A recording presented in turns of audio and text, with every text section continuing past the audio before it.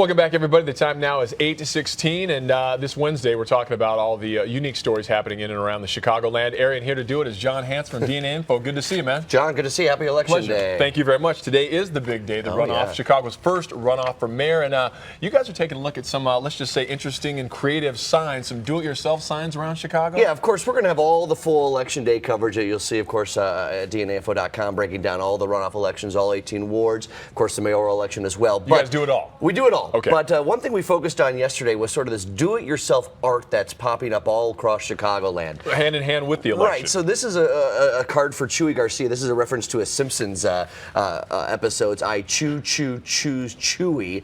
I think everyone remembers that from Ralph from The Simpsons, if you're a Simpsons aficionado. And our senior editor, Jen Sabella, you know, some of the polls show Rahm Emanuel leading in the election polls. We're going to give the edge to Chewy Garcia so far in some of the do-it-yourself art. We've got some other ones. That's got to be worth a few votes, right? Oh, no, exactly. But this isn't like election sanctioned sort of stuff. This is people doing it on their own. Here's Rombo 2015. I like that one. Yeah. There's a few really other interesting ones. There's one in the Pilsen neighborhood. I don't know if we have it here, but it shows off Chewy's mustache, excuse me. That seems to be one of the main focal points for people on these street arts is Chewy's big mustache. Manly mustache. You know, I guess in an election like this, in a runoff especially, you're looking for any edge. Right, exactly. You're looking for any edge. And it kind of just shows, you know, the neighborhoods are into it. It's a very hotly contested mayoral race, and people are using their creative skills to show off who they support. Well, maybe all jokes aside, though, with people getting into that and doing that, maybe that will show up at the polls, people getting out and casting. Exactly. And again, at DNAinfo.com, Chicago, we're going to have all the breakdowns for all the runoffs and the wards. And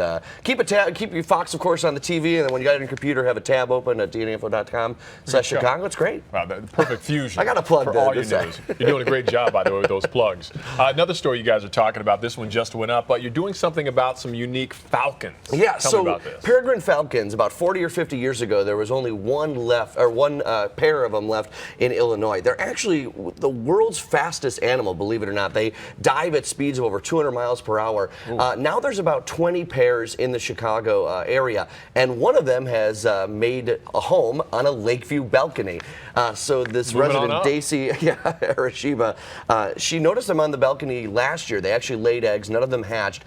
They went away. Some of the building owners complained of noise, so they shooed the birds away. Well, they're back this year. So Daisy goes ahead and takes pictures, uses them on Instagram and video. It's fascinating. These birds think that they kind of, you know, these are normally birds you see in nature, like along cliffs. Well, with the lake and with the tall buildings, it sort of acts as a man-made cliff. They feel at home. Right, and these birds do a great job at, they dive and they attack pigeons. So I'd say the more the merrier, right? Let's get a few on all the balconies. Let's have them all dive around.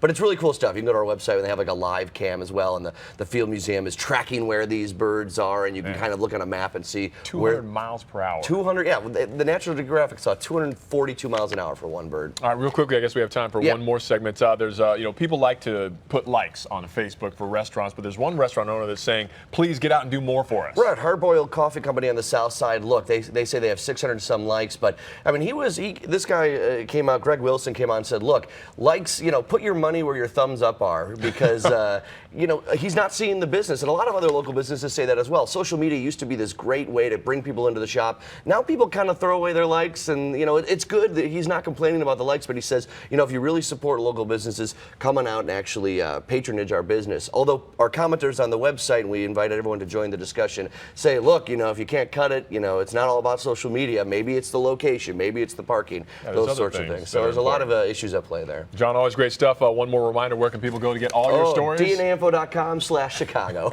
Nice Vanna White right there. This guy's got all the skills. Another man, multi-talented. Mark